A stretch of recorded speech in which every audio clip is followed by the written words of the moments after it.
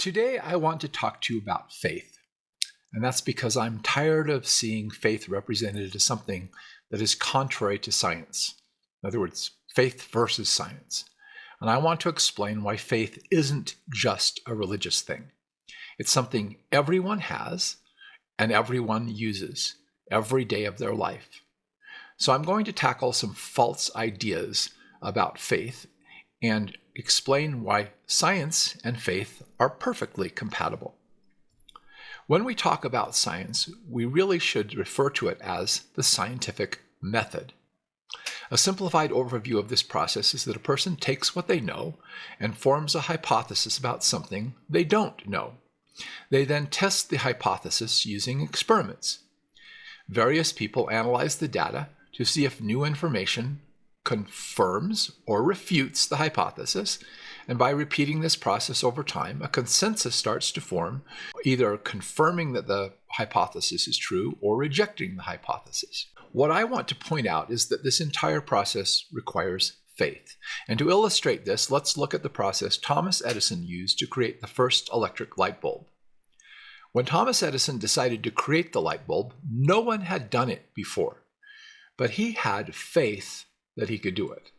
That faith sustained him through thousands of failed experiments and allowed him to persist in performing experiments until he successfully created a light bulb. Now, all of us know that electric lights are possible because we all use them.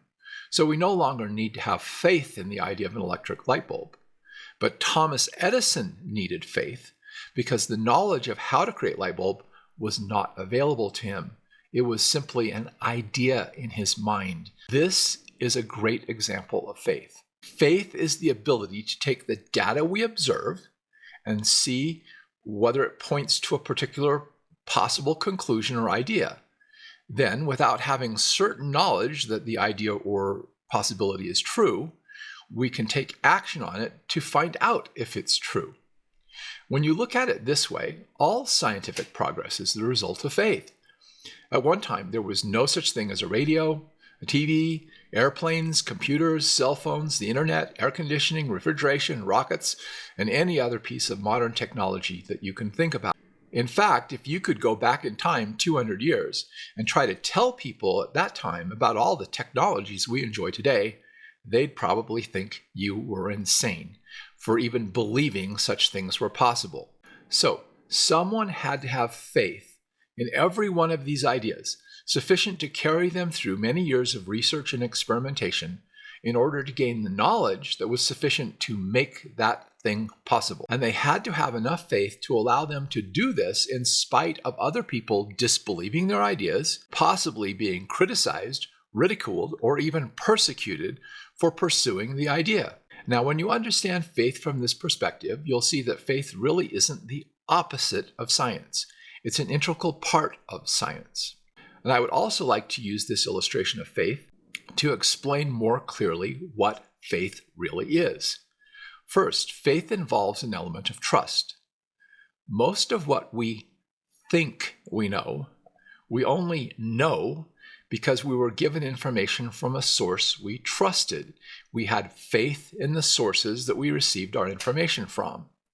Generally speaking, we are either rejecting or accepting ideas based on our faith in the sources giving us that information. Second, I would like to point out again that everyone exercises faith. We just differ in what we put our faith in. For instance, I can put my faith in certain people, and people can also put faith in themselves. They can put faith in scientists, religious leaders, books, political leaders, or they can even put faith in things like their money and their financial wealth or their knowledge. So again, it's not a question of whether we exercise faith or not. It's in what do we put our faith. And now thirdly, once you understand what I've just explained, you can also understand that it's possible to put faith in things that will let you down. People have put faith in particular religions or political leaders and then lost their faith when they discovered that these leaders had lied to them or manipulated them. So one of the most interesting things that came to me when I understood this idea of faith is that people in a high state of fear are also exercising faith.